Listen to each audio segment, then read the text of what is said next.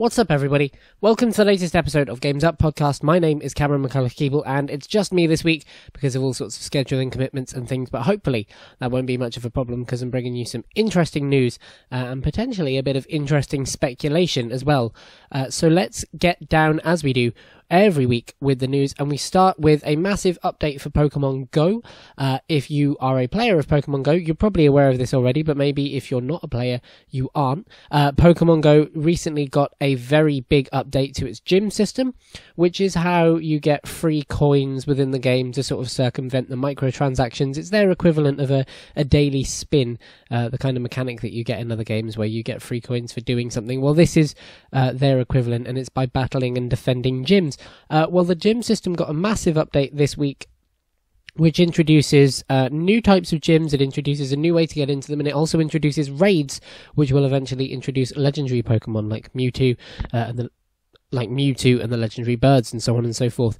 If you are a lapsed Pokemon Go player, the game is now in a better state than it's ever been, as is the case with lots of these games where they're sort of persistent online worlds. This has been tweaked and changed and made more stable, and I would say that if you are a lapsed player, now is definitely a great time to jump on board, especially with the game looking so different than it did when it originally launched. But that's a massive update for Pokemon Go released this week. The second piece of news is one that can actually be seen on our Facebook page, and you may have seen it through us already, is that Shadow of the Tomb Raider, the known upcoming Tomb Raider game, is now leakier than the Titanic because yet more information about it has leaked. The leak details suggest a setting, which is America, and they also show some typography for the game, because it suggests that the original leak of it, which was from a PowerPoint, might not be the final logo for what the game is, and for when the game gets revealed. And so this new leak shows some new typography and some new test logos that we haven't seen before. So if you want more leaked details of Shadow of the Tomb Raider, they are very much out there, and you can go to our Facebook page, which is facebook.com/GamesUpcast, and find them. They are on there on our page.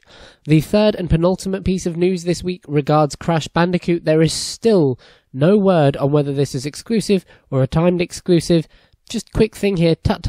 We should know that by now, and somebody should be willing to come forward and say quite definitively whether it's exclusive or a timed exclusive or not. Unless there is some reluctance on the business end to support it to be a full exclusive. Maybe they need to see sales figures and all that jazz. Either way, something shady going on there. We should know about this by now. But aside from that, we might be getting some content for Crash Bandicoot that we didn't first imagine when the game got announced. See, the Insane Trilogy, which is out this week, features the first 3 games, as you already know, but there seems to have been a leak of some content that will drop for it in the style of DLC. It's not entirely sure what this leak is, but as all 3 games are included on the disc, whatever this content is would be additional. It could be an extra character, perhaps it could be a different way of playing through, perhaps a different kind of play game mode, but I think it's more likely that this is some of the original levels that got cut from the games. There are a few that are known about in fairly sparse detail, and Crash Bandicoot has been remade from the ground up. It doesn't use any of the original files, so it's entirely possible that in the building of this game that they've built those new levels as well. We know that they've made tweaks somewhat to the levels of the game. This is a quick spoiler if you're picking up the collection this week, just to let you know, but some of the boxes that were in the levels that were considered sort of impossible or secret or hidden that you could get by pushing yourself out of the level have now been turned to ungettable, which seems like a tiny detail, and it is, but it means that they're willing to actually change the way the games work. And so adding in levels in the form of DLC isn't potentially beyond Vicarious Visions, who are making this game. We may be seeing some content that we never saw for the original 3, and I have to admit, I hope so. I've been watching a huge amount of Crash Bandicoot content this week, and man, that game looks fantastic. I'm more tempted than ever to get a console to support it, but we'll have to see what the deals with exclusivity are when we eventually find out. Either way, Crash Bandicoot might be getting some new, never-before-seen content in the form of unreleased levels or something else in some form of DLC. The final piece of news this week relates to a little bit of speculation that I would like to throw around, and the speculation is this: are we finally going to get some single-player DLC for GTA 5? There are some signs that the answer might be yes, but in order to explain those signs, I have to take you back 4.5 years ago to when the game came out. Wow, that game is 4.5 years old. So from this point on, there may be a spoiler or two about some of the Easter eggs in GTA 5. If you don't want to listen to those specific spoilers, this topic probably isn't for you until right at the end. And even then, maybe not. So maybe jump to the end if you feel so inclined. Sorry about that. Let me set the scene for you. GTA 5 comes out, and on its first launch day, everyone, the majority of the player base, does a few things. They get their first car, they run over their first pedestrian, which is a horrible thing to do without the context of it being a game, but they run over their first pedestrian, they find their first helicopter, they fly about, they parachute, and then they climb Chiliad. Everyone climbed Chiliad. It was the highest mountain in the game, right? And then they find the shack at the top of Chiliad and the weird mural in the shack at the top of Chiliad. Now, most people probably didn't think too much about it. Some people thought it would be a weird Easter egg later on, but some people noticed a part of the mural that looked considerably like a man holding a jetpack. And this led to what would become known as the Chiliad Mystery, a kind of little group of players who thought that that mural was hinting at something very specific, who thought that it was hinting at something being hidden in the game, and have legitimately been chasing it for the last 4.5 years. They've been doing all sorts of stuff, including going through the game's files themselves to find assets that weren't used in the game, to find endings, to find scripts, and all those kind of things. The kind of things that would show you where, if stuff is hidden in the game, where it is. Over the first year, there were actually some surprising discoveries made, including a model of a comet that seemingly never got used in the game, a model of an alien egg. They also found the models for the UFOs that would pop up when you reach 100% when you fly over Chiliad at certain times of the night, or the Zancudo base, or other things. They looked into models in the bunker in Fort Zancudo, and if you don't know what that is, there is, between two buildings, a little bunker-looking thing with an elevator that seems to go nowhere, but is callable. It's really weird. If you want to look into it, I'll drop a link to the Reddit that all of this kind of spawns from, that the player base kind of formed around. So for the first year, there were actually some surprising discoveries and some surprising ground made, and people thought that they might actually be onto something. But then the trail kind of went a bit cold. They've followed and made sure that they've been looking through files with every update that has dropped for GTA 5, especially with some of the GTA Online stuff, but there didn't really seem to be any specific kind of progress that was made, certainly not to what they were looking for. Now, last week, GTA 5 dropped a major piece of DLC. It was called the Gun Running DLC for GTA Online. It allows you to get bunkers in the world and start a gun running business out of them. And something major was found in the files of it that relate to the Chiliad mystery. This comes straight from Reddit, and it's from a user called SSJ5_Tadden. Thank you very much for finding this. Your work is very much appreciated. And what they found is this. It had previously been pointed out that hashes were being hidden. Now, hashes, as far as I understand them, are a kind of calling system, as in the game can use a hash to call up a certain file or a certain script. When you walk into Michael's house, for example, the game is using certain hashes to call up his house's interior, and then you can walk around it because the game has loaded those assets. So I believe, anyway, that that's what a hash does. And so previously, people had worked out that hashes were now being hidden because the player base was looking so hard, which means that in theory, Rockstar's going out of their way to hide stuff in the game harder than they did before. Somehow people managed to get around the hiding that Rockstar had done and used the hashes that were added in the patch, I believe, to find a new piece of code which is calling up a number of the UFO and alien related assets that were previously added into the game to certain locations, and those locations are Fort Zancudo. What seems to be happening is the game is loading up certain assets as though there was an alien crash site. I've just brought up the images in front of me, and what's loaded is the alien egg, a UFO, the alien models, and two types of scientists who are supposedly to come out of Fort Zancudo towards this alien thing. So you can sort of see the fort reacting to something maybe crashing outside. And the area they're being called to is literally just to the side of Fort Zancudo. In fact, it's along the coast between the fort itself and the little road that you use to drive into it. You could, if you were to sort of go up to the gate of Fort Zancudo and then take a left immediately over to the coast, there's a sort of inline little bay there, and they seem to be being called to from there. But one of the really, really interesting things about what was found in the latest patch is that it doesn't just affect multiplayer. It's actually having some effect on the single player campaign as well.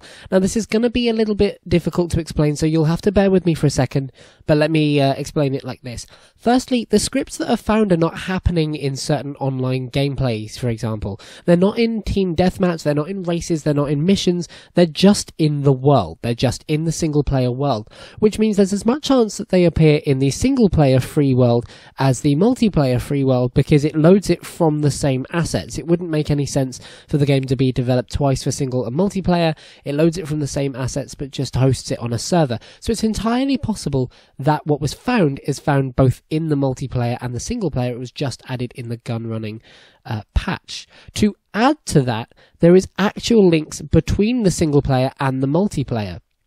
Now, in gun running, you can steal gun shipments, bring them to your bunker, and then you can sell them, or you can manufacture new types of research. According to a Redditor called What Ha Happen, thank you again, this is really appreciated, if you upgrade your weapons to Mark II in online, you can't do anything with them in single player. It won't let you access them, and it says you need to downgrade them. This sounds like a very small change, but actually it's the first example of multiplayer affecting single player, and the patch is having any kind of connection.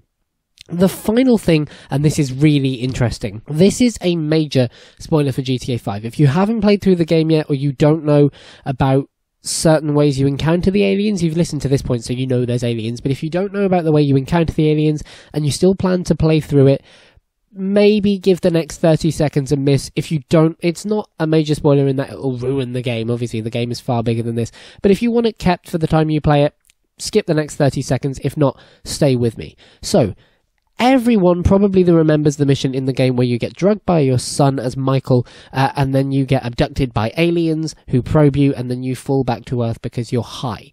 The really interesting thing is that scripts from that mission were added in the gunrunning DLC, meaning that that mission has been in some form affected by the gunrunning DLC. Now, it's entirely possible that what has been affected is minor, has basically made no change. It's maybe just there to make it run a bit more solidly or whatever.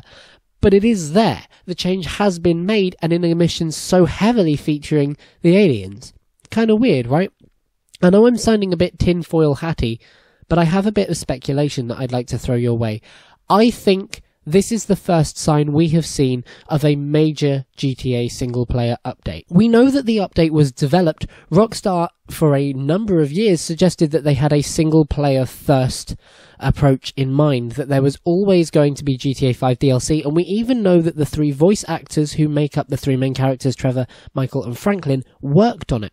Now, I want to suggest to you that what they might be doing is something in the style of Red Dead Undead Nightmare, where rather than a sort of piece of story content, rather than an expansion to the game, what we get is something different entirely. Where Red Dead had a zombie mode, I wonder if GTA 5 is going to have something to do with the Chiliad mystery, is going to have something to do with these aliens. This is the first example of the DLC making an effect on the single player. This is the first example of the assets that were found in the game originally being called to and made use of by the game's script.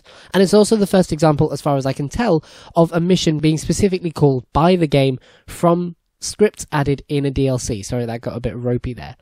I think we might be seeing the telltale signs of the beginning of a piece of single-player DLC coming together. Or maybe a major piece of online DLC coming together, but I think there'll be something about it to do with the single-player. Now, this is massive speculation on my part. It's entirely possible that this doesn't happen at all. But if it does happen, how cool will it be to know that we actually might have seen some signs of it a bit before it got revealed? That, ladies and gentlemen, is my prediction, speculation to you. I think we are going to see some major GTA 5 single-player DLC, and I think it's going to involve the Chiliad mystery. I think it's going to involve some aliens. That might be wishful thinking on my part. I hope it isn't, but who knows? I guess we'll have to wait and see. You, if you are interested in all of this, if this has piqued your interest, you should go and follow the Chiliad mystery on Reddit. They are literally just reddit.com/r/Chiliad mystery, all one word. There'll be a link in the comments down below. Show them some love, because they do amazing work going through the code, going through the hashes and unhiding the things that Rockstar hide. They're so dedicated to this, and If it turns out to be nothing, then it turns out to be nothing. But if it turns out to be something, they've done amazing work finding it. So show them some support. And other than that, ladies and gentlemen, that is Games Up for this week. It all got a bit tinfoil hatty, didn't it? Sorry about that. All a bit sort of X-Files-y there. But, ladies and gentlemen, I hope you enjoyed it nonetheless, and if you did, maybe you'd consider coming and showing us some support as well. If you'd like to do that, we have a Facebook page, which is Facebook.com/GamesUpcast, where we share gaming news and talk about the gaming news amongst ourselves, and we post our podcasts and some other clips as well. We'd love you to be on there, and we'd love you to be in the conversation. We also have a Twitter, and we also, of course, are on YouTube and iTunes, where you should subscribe to make sure that you don't miss the show. We post this every week at 6:30 on a Monday, and we would absolutely love to have you along for the ride. If you like what you've heard here, drop it a like, and we will see you next week when we have a pretty cool episode planned with all three of us finally getting back together, and we're finally getting Lawrence back in as well. That'll be lovely. Thanks very much for listening. See you next week, but until then, the aliens are coming, and the game is up.